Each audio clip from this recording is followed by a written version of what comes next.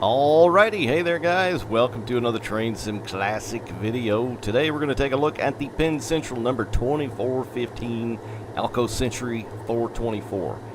Yes, it's a new locomotive. It's from Diesel Workshop, but the three I've got off to the left there came out several months ago from Diesel Workshop as well. Which you can get. I will link in the top right hand corner if this is the first time you're seeing anything about these Century 424s, and they're very good. I would highly recommend checking that video out because I'm not really going to go too deep into it since I kind of did with that initial video.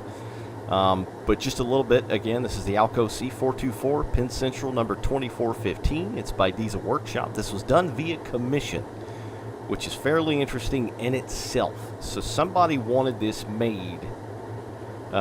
And Machine Rail and Diesel Workshop, they're kind of like sister or brother train sim companies, if you will, and they both take commissions, as far as I can tell from talking to a few people and seeing a few people mention that they have had things commissioned. I mean, hell, Machine Rail has recently released commissioned things, if I'm not mistaken. I think their last couple Loco packs.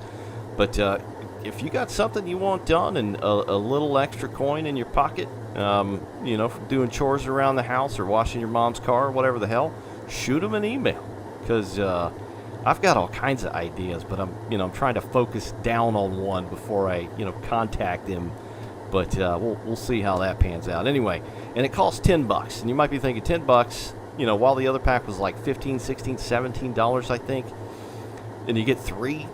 It's still a very good model. Don't get me wrong here at all. In the scope of all things Train Sim Classic, for North American stuff specifically, this is still a deal and a half for $10. Just flat out, as far as I see it. But anyway, the Century 424 was a 4-axle, 2,400 horsepower, almost I think about 200 of them were built between 1963 and 1967. They had the old trusty Alco 251B prime mover, and I say trusty lightly. They were a 16-cylinder, of course. They weighed about 260,000 pounds, and they had 64,200 pounds tractive effort starting. And this one's pretty interesting. So there's only one. You're only going to get this number, 2415. I'm already going plural, and I literally just said they had one. It was originally owned by Pennsy, and it didn't start its life with a freshie. This was rebuilt from an Alco RS-27, which was essentially the Loco right before this one, just minor changes really.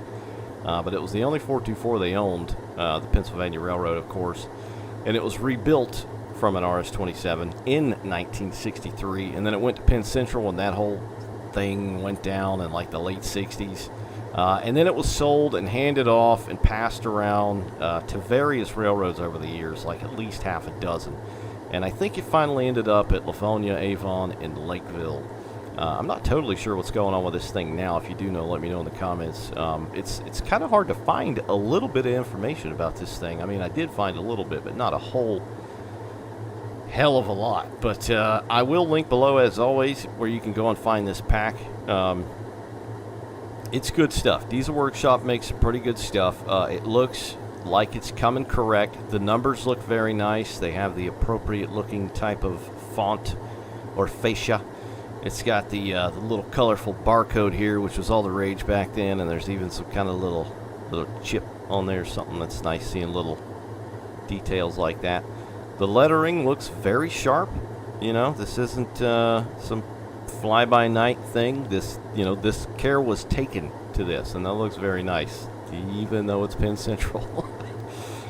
We got the Penn Central, or the Mating Snakes logo here, and this is interesting as well because the way it's kind of curved out like that. I don't know, I don't model things, I don't repaint or retexture things in Train Sim Classic, but I would imagine this couldn't have been that easy to place, but it looks very good. It looks like it was put on there very sharpish, and for a logo that size, it's still very crispy, very, very crispy.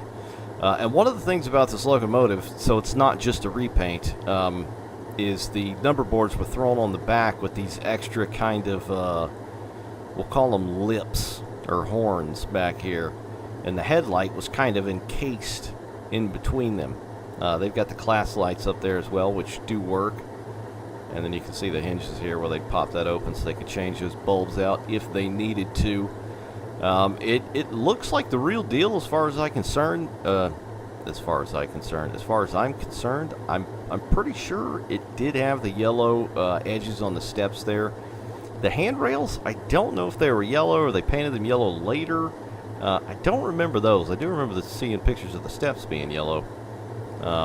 We got the logo on the nose here as well, right under the sand fill, which is pretty darn centered. That's sharp and that's crispy too. That's like a Taco Bell Mexican pizza crispy. That looks pretty good. Nicely placed. And then we've got what I believe is the Leslie RS3 up there with that unmistakable sound it makes. We'll take a listen to it here in just a moment. The headlight textures look good. I'm not seeing bulbs. I feel like they made little bulb models on like the Alco RS3. I'll have to go back and look. You know, but they look pretty good from a distance. The numbers 2, of course, and they've only got the red markers up front. But I've got the other 3 back here just for kind of reference, so take a quick peek at them. Woo. So you can see with this one, the horn's on top. This is the Wabash. This was supposed to go to Mexico, but it didn't happen. Everything else is pretty much the same, I think. It doesn't have the horns on the back.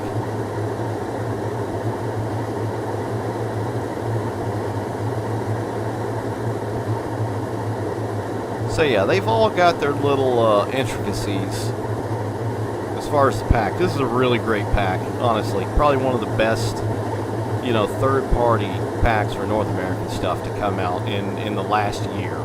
I mean, it's just a damn good pack. This is my favorite here, the GBW. GBW. I love the little McDonald's windows, you know, where they run trains where it gets cold. I wouldn't know anything about that.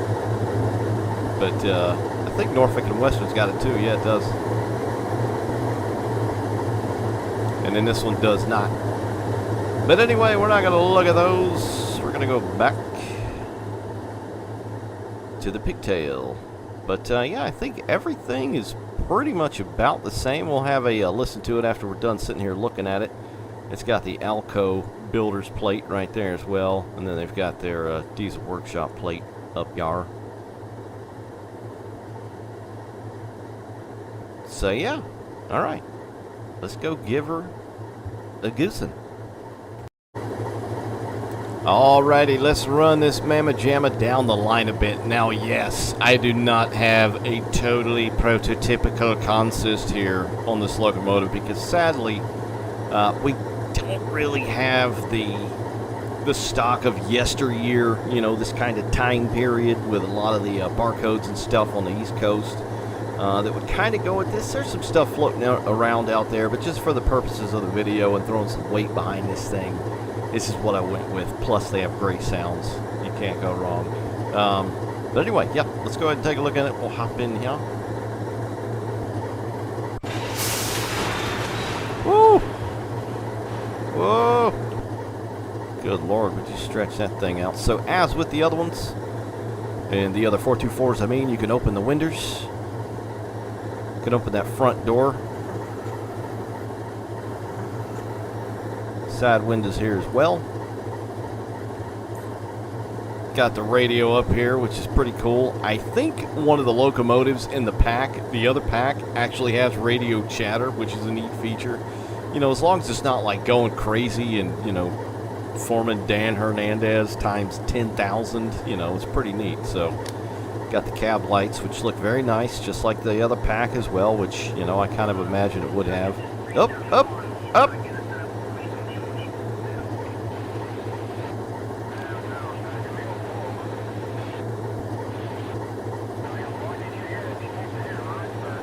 That's awesome. That's neat. So the cab lights look really good as well. I love that radio.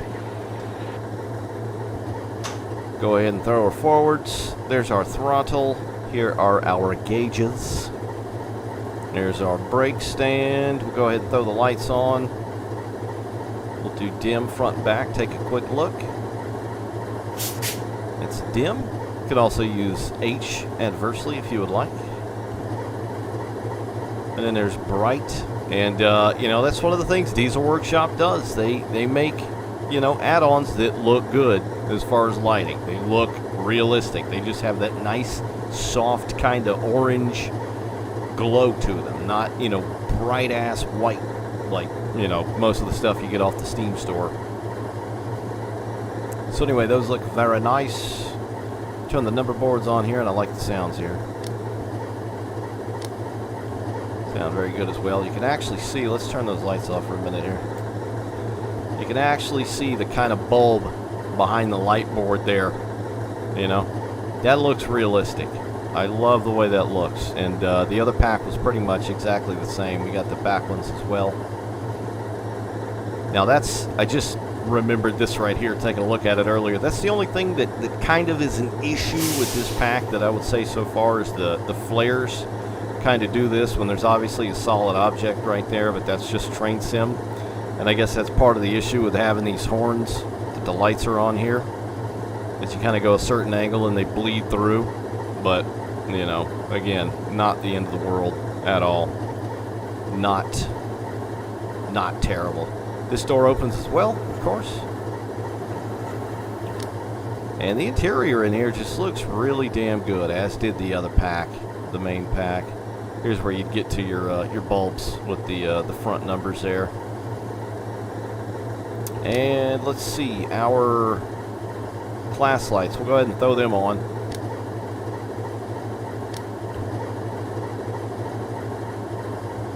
So you hit the C key, and the front is just red. That's it. So see it popping back off. The rears you can actually change.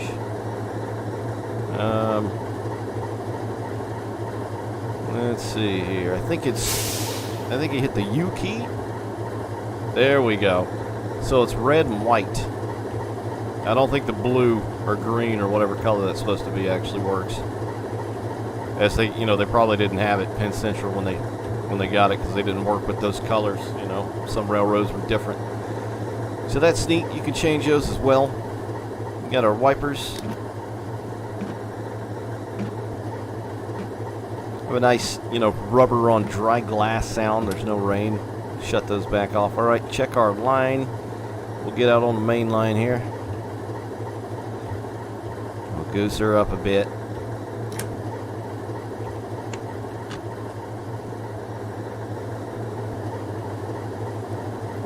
Oh, and the gauge lights. Forgot the gauge lights. Bam. There we go. Nice soft tone. They look good. Holy hell, this thing's heavier than I thought. It is 0.9% downhill behind us. We'll give her another notch.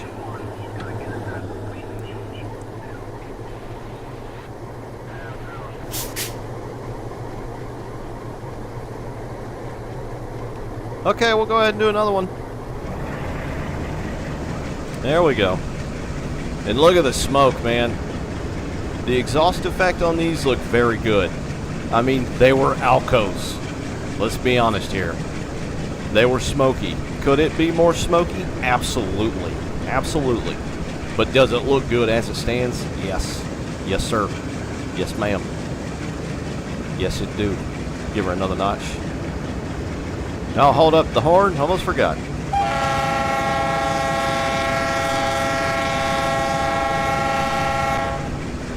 That sounds good.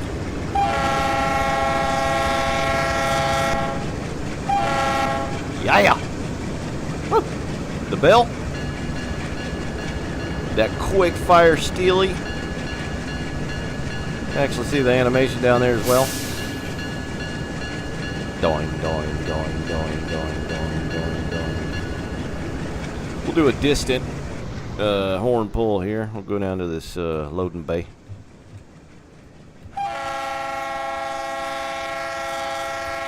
That sounds girthy. It's nice and throaty. I think that's the same, one of the same RS3s off the original pack. You know, we'll go behind it. See what that's like.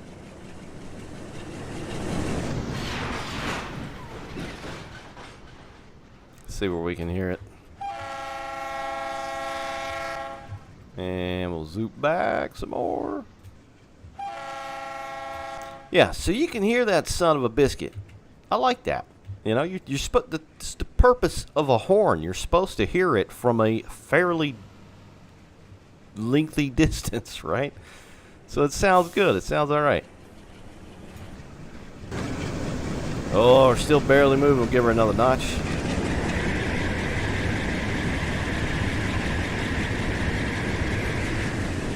It's got that Alco sound. I believe the sounds are pretty much the same from the initial pack. Now, they don't sound bad. It sounds like an Alco 251B. The only kind of thing I could possibly say about it that would be nice if it were a little different is if it just was a little more, I don't know, I'm not a sound engineer, just more girthy, a little deeper, a little more bass, if you will. But the raspy and the chugginess is there. That sounds all right. It just needs, I don't know, it needs to have like a little bit of depth to it, you know what I mean? Give her another notch here. Pretty much all this is probably going to sound the same, so again, if you're new again to the 424, I would go and recommend the video I requested you watch if you have not seen anything about these at the beginning of this video. And I'll kind of go over these a bit more than in this.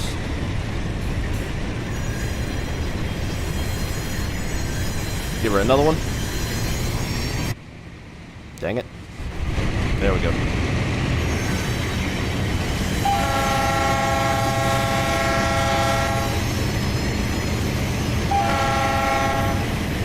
Another.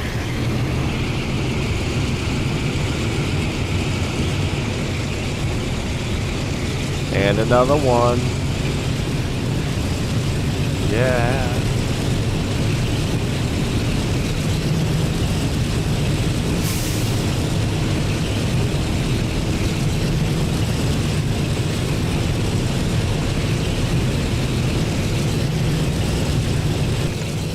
But the sounds overall are good. I like them. There's a lot of little intricate, you know, small detail sounds that are there that sound nice from the exterior to the interior.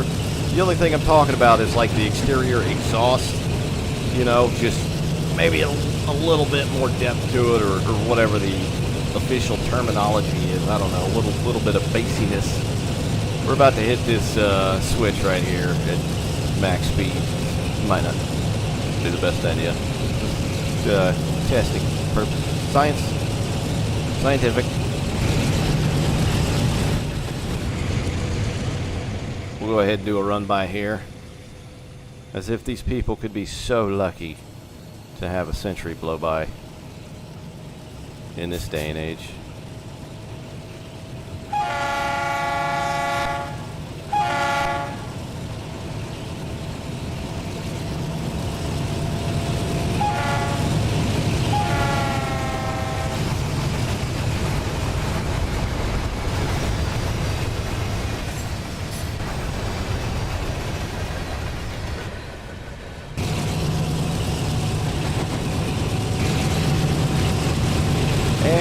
Knock her down.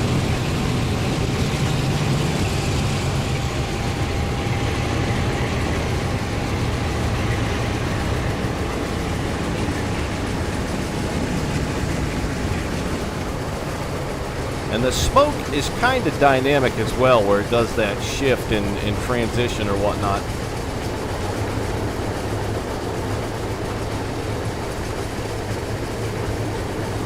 And then there's notch 0. Go ahead and throw some air on it.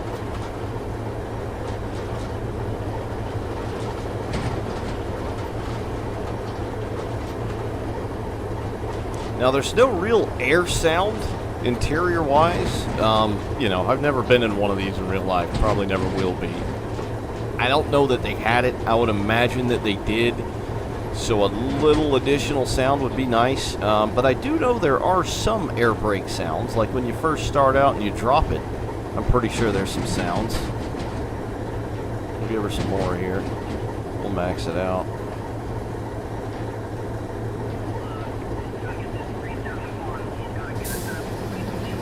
See, there's the reservoir there. Or the compressor, I mean.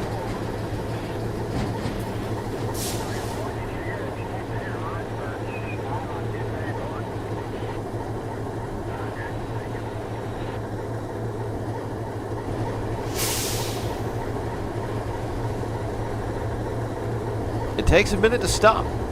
That's nice. You know? I mean, even pulling, throttling, and braking.